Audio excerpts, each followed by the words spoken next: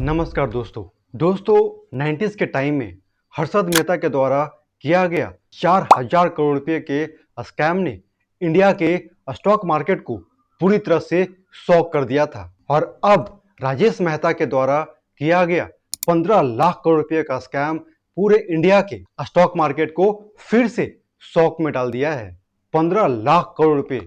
दोस्तों, आपको मैं बता दूं कि यह पैसा बहुत सारे कंट्री के जीडीपी से भी ज्यादा है। तो आज की वीडियो में इस स्कैम के बारे में पूरी डिटेल से आपको मैं बताऊंगा और साथ में इस इंसिडेंट से और स्कैम से आपको क्या लर्निंग सीखना चाहिए, उन सारे इंपॉर्टेंट बात को भी आपको मैं बताऊंगा। इसीलिए मैं आपसे रिक्वेस्ट करता हूं कि इस वीडियो को आप लास्ट तक देखिए। तो सबसे पहले आपको मैं इस कंपनी के बारे में कुछ बता देता हूं। दोस्तों, राजेश मेहता ने 1995 में राजेश एक्सपोर्ट करके एक कंपनी खोला। यह कंपनी बेसिकली गोल्ड रिफाइनरी और एक ज्वेलरी की कंपनी है।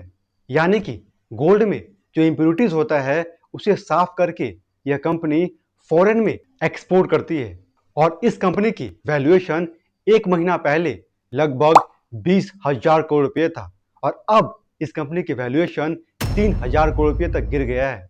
दोस्तों, अब मैं आपको यह प्रॉब्लम कैसे हुआ और यह फ्रॉडिज्म कैसे किया गया इस बात को समझाता हूं।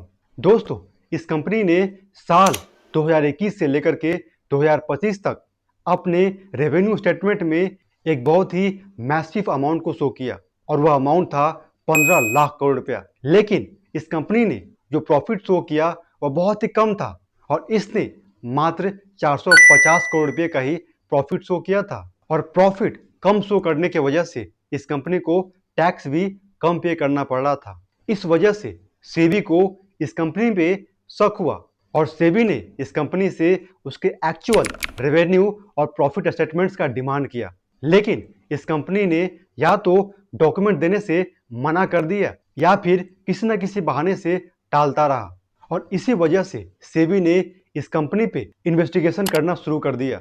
और इन्वेस्टिगेशन में एक बहुत ही चौंकाने वाला राज खुला और वह राज यह था कि इस कंपनी की जो एक्चुअल रेवेन्यू है वह मात्र 1 से 2% ही है, जो कि यह कंपनी गोल्ड को प्यूरिफाई करने के बाद एक्सपोर्ट करके 1 से 2% कमीशन के रूप में कमाती है। लेकिन एक्चुअल में यह कंपनी अपने रेवेन्यू में पूरे गोल्ड को जो सेल करने के बाद प्राइस मिलता था उसे अपने रेवेन्यू में शो करती थी। बट इस कंपनी के जो एक्चुअल रेवेन्यू था वह मात्र 1 से 2% कमीशन ही था, जो कि इसे गोल्ड को प्यूरिफाई करके एक्सपोर्ट करने के बाद मिलता था।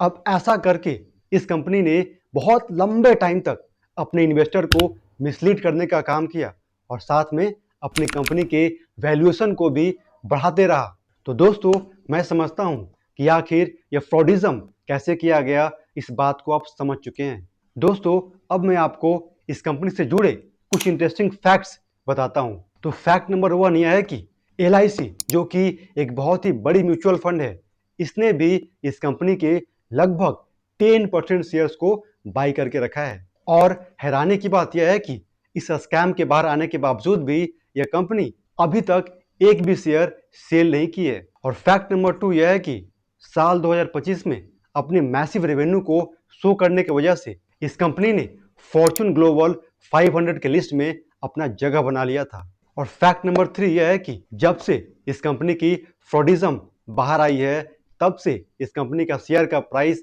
अपने पीक से लगभग 90% तक फॉल हो चुका है। दोस्तों, और फाइनली मैं आपको वो सारे लर्निंग्स के बारे में बताता हूं जो कि आपको इस स्कैम से और इंसिडेंट से जरूर सीखना चाहिए।